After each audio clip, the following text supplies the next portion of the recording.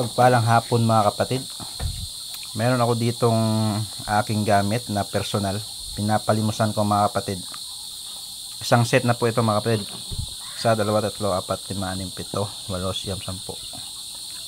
10, 11. Meron kasi akong tinanggal dyan na 2. So ito mga kapatid, sa mga nagnanais, PM lang po sa akin. Mutya ito sa Lagubang,